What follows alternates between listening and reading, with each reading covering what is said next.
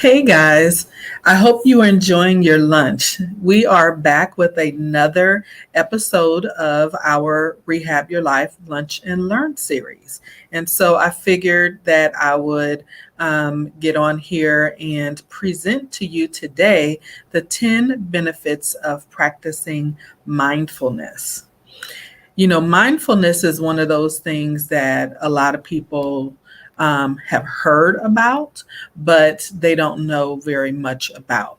So I'm not going to do a really deep dive. I might bring the topic back later in the series or for the next run, but I just wanted to keep it light and to share with you top 10 benefits of practicing mindfulness. So, I would also like to start by reminding you what Rehab Your Life is and who I am. So, Rehab Your Life, we are a nonprofit organization that work with women who have experienced major medical conditions who just need a little bit of help with creating a plan, being held accountable, and some counseling. And so, as you can see here, I am the founder and executive director. I hold a master's degree in rehabilitation counseling, and I'm also a certified rehabilitation counselor. And I have a bachelor's degree in workforce education and training. So we do a little bit of all of that with Rehab Your Life. And my motto is, in order to rehab your life, you have to renew your vision. And so you'll hear more about our Renewed Vision Conference that's coming up in October. And that's just what we believe here at Rehab Your Life. So, what is mindfulness? Mindfulness is the practice of purposely focusing your attention on the current moment and accepting it without judgment. And there's a lot of different variations of mindfulness where people really take you into meditative states, etc. For me, and what I like to do within Rehab Your Life is just talk about being in the present moment. As women, we are able to juggle multiple tasks at one time. I currently have 1, 2, 3, 4, 5, 6, 7, 8, 9, 10, 11 tabs open on my laptop. And so usually I'm at about 15 tabs, and I kind of joke about that.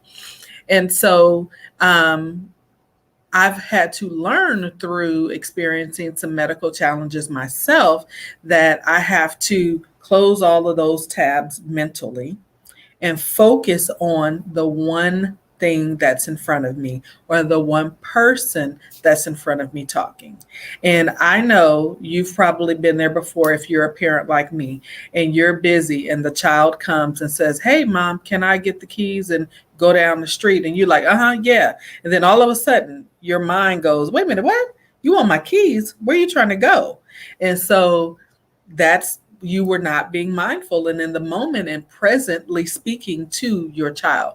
You were just kind of passing, them off or just continuing to multitask. And sometimes when we multitask like that, we make really bad decisions. And so practicing mindfulness can be of extreme value to you, especially if you're someone who is going to work and going to school, or going to work, school, and you're trying to start a business and you have children, or you're going through some stressful times in your life. Mindfulness can definitely be of assistance to any and everyone. And there's no age. You can teach mindfulness to your child as well.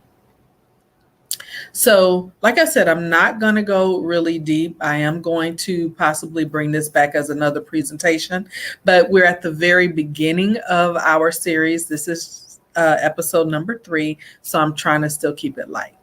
So I want to talk about some of the overall benefits of mindfulness. And, when it is done correctly, and that phrase is coming from the practice of meditation and doing a lot more activities, mindfulness will allow you to decrease your stress and anxiety. Who doesn't need that? It will help you to minimize the amount of time that you spend feeling overwhelmed, Who hasn't felt overwhelmed, especially in this pandemic? And it will help you to appreciate the small moments as they happen, not trying to remember or reflect back, but being present and in the moment. There's been so many times where I've walked outside and I just felt the breeze pass on my skin. That is awesome. Or I've watched a bird snatch a worm out of the ground. Just to be able to be focused and present in the moment, you see so many different things that you would normally see. You feel or experience so many different things that you would not normally pay attention to. And so, in a world of chaos, mindfulness might just be the trick that you need to be able to cope with the madness. So, benefit number one, and this presentation is going to share with you 10 benefits of practicing mindfulness. So, benefit number one is that mindfulness reduces rumination and overthinking. And so basically, ruminating is overthinking or practicing and worrying about something over and over. So, one of the most common symptoms that comes along with anxiety is rumination or overthinking. After you begin to worry about something, your brain will hold on to it extremely tight and make it difficult for you to let go. It's easy to get into a thought loop when you continue to replay each and every bad outcome imaginable. We all know this is not useful because worrying about something does not prevent it from happening. And so, if you are a person who is a worrywart, practicing mindfulness could be extremely beneficial to you. Or if you're just in a stressful time like we are now and replaying those images in your head, it's not helpful. Learning to be able to let go, especially in a situation where we have no control over, it doesn't help us to be able to replay that over and over in our minds. So, benefit number two, mindfulness alleviates some stress. Because people are faced with an increasing amount of pressure these days due to the complex nature of our society, they are often plagued with a lot of stress. Back in the day, you went to work, you came home, you spent time with your family. That's the good old days that a lot of people talk about. But now we have the long commute back and forth to work. We have a stressful day at work. When we get off work, we have a game to go to for our kid, or we have to go through the drive-through and grab some food. And so just the complex nature of our current society, having our cell phones on and always getting those alerts and notifications, we never allow ourselves to have that downtime. And this contributes to a wide variety of health problems. And so mindfulness and practicing mindfulness can reduce stress by acting as a preventative measure and help people to get through difficult times. So, benefit number three, mindfulness improves memory, concentration, and performance. Paying attention and concentrating on the task at hand may be one of the most important cognitive abilities that people have. Mindfulness is one of a very few methods that work as an antidote for mind wandering and negative effects that losing concentration may have on you. In fact, research on students have shown that there is a connection between mindfulness and paying attention both in and out of the classroom. And studies have shown that meditating on a regular basis causes the brain's cerebral cortex, which is responsible for memory, concentration, and learning, to actually thicken and become more healthy. So one of the things that I do for myself in my new office here is I have a timer. I picked this up at Home Goods, and I think it was like maybe $7, and it has 30 minutes on the bottom. And so, I have a tendency to get focused on something and just go down the rabbit hole.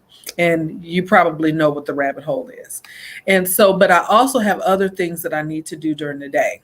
So if I'm working on a contract or something that I know that is going to really be a large project and I just need to do a piece of it today, what I'll do is I will try to remember to set my little timer here that I think is all extra cute and sexy. And so when all of the sand has gotten to the bottom, that is the end of my 30 minutes. And so 30 minutes is a good chunking window to be able to work on a task. And then after that, get up, go stretch, drink some water, get a snack, something of that nature. So I would suggest something very simple as this to be able to just go and help you. You can also, of course, use your cell phone and set a 30-minute timer. There's a lot of different programs that you can even upload to your computer where it will shut down your screen after that time. So that way you can get up and move around. And so practicing mindfulness and preparing yourself to be able to be mindful in those moments will be so helpful. And as I'm saying this to you, I'm also saying this to me. So benefit number 4, mindfulness helps with emotional reactivity. Of all the reasons that people usually have for learning meditation, being less emotionally reactive is typically high on the list. And being mindful, or if you've heard Zen, equates to rolling with the punches in life and not being reactive to things that might come your way. For me, in reference to emotional reactivity, I think mindfulness has helped me to what I call pause and take a beat. Take a beat before I respond, let it process, see whatever, how does it feel in my body? Because sometimes people will say something to you and you immediately want to pop off. But if you've been practicing mindfulness, you can learn how to just let that either roll off your shoulder or get down in your spirit and be like, that doesn't sit right with me. I need to say something. Or it doesn't even bother me at all. And then I can choose to do something different, to respond differently. So mindfulness can definitely help with emotional reactivity. So before we go on, I wanted to share a quote from Thich Nhat Hanh. It says, "Life is available only in the present moment." I found this quote to be really interesting because we always talk about, living and being in the moment.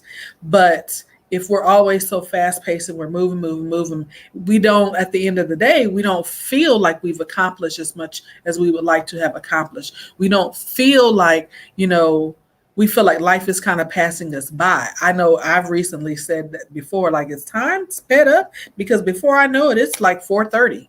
And, I may not have gotten all the things accomplished that I wanted to. And in those moments when I haven't actively practiced mindfulness, I feel that way.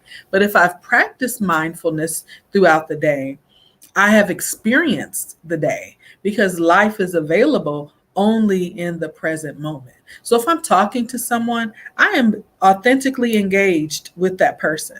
I'm enjoying that moment and that experience. And so I would encourage you to think on this quote and see how it shows up in your life. So benefit number 5, mindfulness promotes cognitive flexibility. That's a big psychological word that is extremely important. A lot of people don't really realize how important it is. One study suggests that not only will mindfulness help people become less reactive, it also may give people more cognitive flexibility. People who practice mindfulness appear to be able to practice self-observation, which automatically disengages the pathways created in the brain from prior learning and allows information that is happening in the present to be understood in a new way. And so being cognitively flexible means that you don't always have to have it your way. You're able to take in new information and think about it in a new way.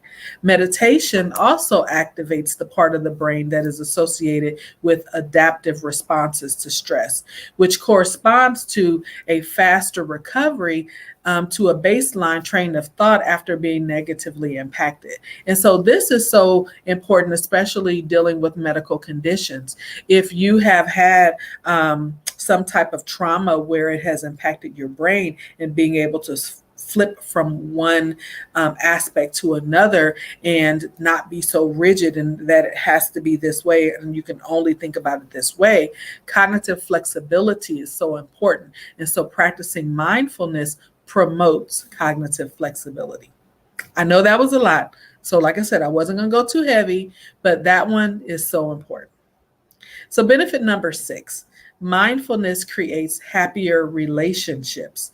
Researchers are still unsure this works, but emerging brain studies have shown that people who engage in mindfulness on a regular basis show both structural and functional changes in the brain regions that are linked to enhanced empathy, compassion, and kindness. And I actually agree with that. When I am practicing mindfulness, I'm a better listener. I'm a lot more empathetic about what might be going on with you, which then allows me to be more kind in the situation. Another benefit of mindfulness is in its effects on the amygdala, which is in your brain. It's your emotional processing center. Mindfulness is linked to the reduction in both the volume of the amygdala and its connection to the prefrontal cortex. And I know you guys have heard when people have had traumatic brain injuries and there's been injury to their prefrontal cortex. A lot of times they do not have that emotional regulation that is required to be able to manage themselves within society. And so these are two important tools, mindfulness and regulating your reactivity and your emotional responses are two important tools for creating and maintaining relationships. So benefit number 7, mindfulness reduces anxiety. Research has shown that mindfulness is especially helpful in reducing anxiety. Practicing mindfulness regularly helps to rewire your brain so that you can refocus your attention. Rather than following a negative and worrying thoughts down a path of all possible outcomes, I call that down the rabbit hole, you can learn to recognize your thoughts for what they are and just let them go. You don't have to go down the rabbit hole. You don't have to follow that train of thought that someone might have whispered in your ear. And so you have a choice in how you can manage your anxiety. It's not something that's happening to you. It is something that is within you that you can manage. Benefit number 8, mindfulness improves your sleep.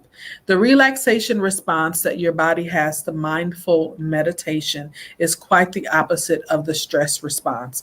This relaxation response works to ease many stress-related health issues such as pain, depression, and high blood pressure. Sleep disorders are often tied to these ailments as well. And one study of older adults confirmed that mindful meditation can aid in getting a good night's sleep. And according to this study, mindful meditation can increase the relaxation response through its function of increasing attentional factors that impart control over the autonomic nervous system. So, big word, in my opinion, for having an evening routine and being able to get yourself into a relaxed state to prepare your body to go ahead and shut down. And that will help to improve your sleep. Benefit number 9, mindfulness promotes mental health. Researchers have found that integrative body-mind training, which is IBMT, begins positive structural changes in the brain that could help protect against mental disease. The practice of this technique helps boost efficiency in the part of the brain that helps people regulate behavior. And so this, of course, would have to be done through a medical professional. However, it just lets you know that you do have control over being able to have some body-mind control. And last but not least, benefit number 10, mindfulness provides pain relief. About 100 million Americans suffer from chronic pain every day, but 40 to 70% of these people are not receiving proper medical treatment. Many studies have shown that mindfulness meditation can reduce pain without having to use opioid systems that are usually believed to reduce pain during cognitive based techniques like mindfulness. The self produced opioid system has usually been thought of as the central part of the brain for relieving pain without the use of drugs. This system self produces three opioids, including beta endorphin, the met and leu enkephalins, and the dynorphins. And all of these work together to reduce pain by practicing mindfulness. Again, like I said earlier, this is a whole treatment plan. This is a whole community of people that have gotten together to practice mindfulness. And there's so many different aspects of it. But if you are experiencing chronic pain, this is definitely something to look into to be able to better manage your pain and take control over how you can relax your body and breathe through and or overcome mentally the pain that you may be experiencing. This might be good for someone who is going through long-term treatment for cancer. This may be good for someone who has just a chronic disease like fibromyalgia.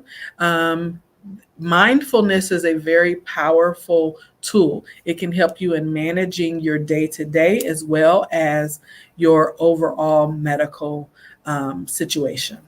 So that is all that I have for you today. Any questions, you can reach out to us.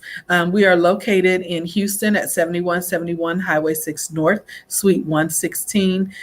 You can give us a call so you can schedule an appointment. We also do virtual sessions as well if you do not want to come in person. You can reach out to us at our email, rehabyourlife2@gmail.com, and check out our website at rehabyourlife.org. So lunchtime is almost over. I hope that you got some good food and drink your water, as I am. And next week, we will be back on Wednesday with another Lunch and Learn series. Talk to you guys then.